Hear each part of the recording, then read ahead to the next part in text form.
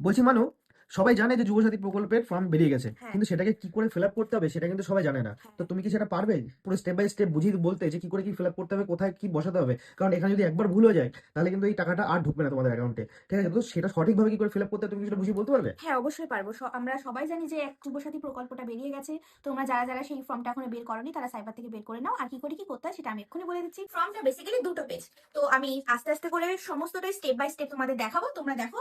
আশা করি কোনো সমস্যা তোমাদের হবে না। সবাই এখানে দেখতেই পাচ্ছ, এখানে লেখা রয়েছে বাংলা যুবসাথী প্রকল্প। সবার আগে এটা সবাই আগে ভালো করে দেখে নাও। এখানে কিন্তু লেখা রয়েছে যে ইংরাজি বড় হাতের অক্ষরে পূরণ করুন। মানে সমস্তটা ফর্ম ফিল আপই কিন্তু আমাদের ক্যাপিটাল লেটারেই করতে হবে।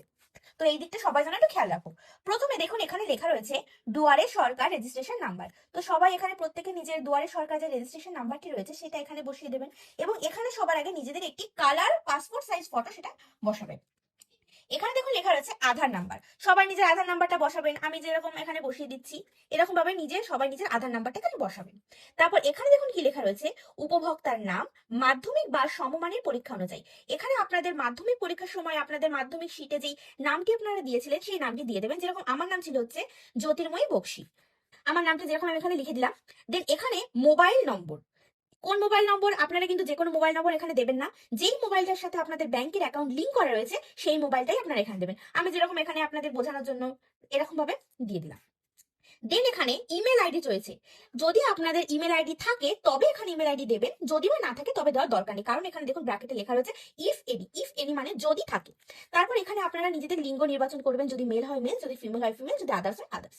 দেন এখানে নিজের বার্থডে, আমার বার্থডে যেরকম 22/5/2003। এবার এখানে নিজেদের বার্থডেটা দেবেন। এবার এই পাশে দেখুন ডান দিকে লেখা রয়েছে এজ অ্যাজ অন 1/4/2026 ইন ইয়ার, মানে মার্চ মাসের 1 তারিখে 2026 সালে আপনাদের বয়স কত হবে সেটা কাউন্ট করে এখানে আপনারা বসাবেন। নিচে এই জায়গাটা আসুন, দেখবেন এখানে লেখা হচ্ছে পিতার নাম। প্রত্যেকে নিজের পিতার নাম এখানে লিখবেন। মাতার নামে এখানে নিজেদের মাতার নাম। আমার যেরকম পিতার নাম মৃণাল কান্তি বক্সী। আর যদি আপনাদের স্বামী অথবা স্ত্রী থাকে তাহলে সেখানে স্বামী অথবা স্ত্রীর নাম। যদি আপনারা আনম্যারিড থাকবেন তবে এখানে ফাঁকা। তারপর এখানে দেখুন লেখা রয়েছে শ্রেণী, সাধারণ শ্রেণীভুক্ত না হলে। এখানে দেখুন আপনারা এসসি এসটি নাকি ওবিসি এটা এখানে আপনারা টিক দেবেন যেটা। আর তার সার্টিফিকেট নাম, যদি আপনারা এসসি হয় তাহলে এসসি সার্টিফিকেটের নাম্বার, যদি এসটি হয় এসটি সার্টিফিকেটের নাম্বার, এবং যদি জেনারেল হয় তবে এখানে কিছু লেখার দরকার নেই। এবার এখানে দেখুন এখানে লেখা রয়েছে হচ্ছে ম্যারিটাল স্ট্যাটাস, মানে যদি আপনারা অবিবাহিত হন মানে আনম্যারিড তাহলে এখানে আনম্যারিড এখানে টিক, যদি বিধবা তাহলে এখানে বিধবা, যদি এখানে ম্যারিড তাহলে এখানে ম্যারিড, যদি সেপারেট হয় তাহলে সেপারেট। নিজেরা নিজেদের মতন এটা বসিয়ে নেবেন। তারপরে আসবে এখানে আসে আপনাদের অ্যাড্রেসের ডিটেলস। এখানে দেখুন লেখা রয়েছে বাড়ি নাম্বার অথবা প্রাঙ্গণ নাম্বার। এখানে বাড়ির নাম্বার এখানে লিখে দেবেন। এখানে রয়েছে গ্রাম শহর নগরী, নিজেদের ভিলেজ বা গ্রামের নাম এখানে লিখবেন। এখানে হচ্ছে পোস্ট অফিসটা লিখবেন। এখানে হচ্ছে গ্রাম পঞ্চায়েত বা ওয়ার্ড নাম্বারটা লিখবেন। এখানে হচ্ছে ব্লক বা পৌরসভার নাম লিখবেন। এখানে থানা মানে পুলিশ স্টেশনটা লিখবেন। ডিস্ট্রিক্ট যেরকম আমাদের ডিস্ট্রিক্ট হচ্ছে নর্থ চব্বিশ পরগনা, এখানে সেটা লিখবেন। পিনকোড যেটা আপনাদের যেটা সেখানে সেটা এখানে লিখবেন। এবং রাজ্য যেহেতু এটা পশ্চিমবঙ্গ সরকার দ্বারা প্রদত্ত তাই এখানে লেখাই আগে থেকে লেখা রয়েছে ওয়েস্ট বেঙ্গল। আচ্ছা, প্রথম পেজটা আপনারা বুঝতে পেরেছেন। যদি কোনো সমস্যা থাকে তাহলে সেটি অবশ্যই কমেন্টে জানাবেন। এবার আমরা আসবো যে দ্বিতীয় পেজ। দ্বিতীয় পেজ এখানে দেখুন এখানে লেখা রয়েছে একদম প্রথমেই মাধ্যমিক মানে এমপি এর সমতুল্য পরীক্ষার বিবরণ।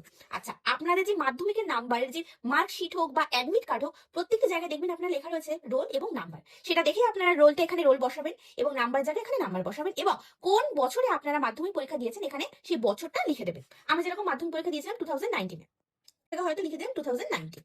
এবার এখানে দেখুন বোর্ড, সবাই বিভিন্ন রকম বোর্ড থেকে পাশ করে। আমি যেমন পাশ করেছি WBPSC এই বোর্ড থেকে, তো আমি এখানে সেই বোর্ডের উপর টিক মার্ক দিলাম। তারপর এখানে দেখুন লেখা রয়েছে যে এডুকেশন কোয়ালিফিকেশন হাইয়েস্ট। এখানে আপনারা আপনাদের শিক্ষাগত যোগ্যতা লিখবেন। আমি যেমন এখানে গ্র্যাজুয়েট, তো এখানে গ্র্যাজুয়েট। যদি অন্য কোনো শিক্ষাগত যোগ্যতা থাকে তাহলে সেই শিক্ষাগত যোগ্যতাটা এখানে লিখবেন। প্রেজেন্ট অকুপেশন, আপনারা বর্তমানে কে কি করছেন। যদি কেউ কিছু না করেন তাহলে এখানে লিখবেন আনএমপ্লয়েড, যদি কেউ কিছু করেন তাহলে সেটা এখানে সেখানে লিখবেন। এই জায়গাটা হচ্ছে সব থেকে ইম্পর্টেন্ট জায়গা। এখানে দেখুন ব্যাংকের নাম, সবাই এখানে নিজেদের ব্যাংকের নাম লিখবেন। যেরকম আমার PNB আমি শর্টে লিখছি, এটাকে ডিটেল বড় করে লিখতে হবে প্রত্যেকটা ব্যাংকের নাম। যেরকম পাঞ্জাব ন্যাশনাল ব্যাংক অথবা স্টেট ব্যাংক অফ ইন্ডিয়া অথবা ইন্ডিয়ান ব্যাংক লিখলেন।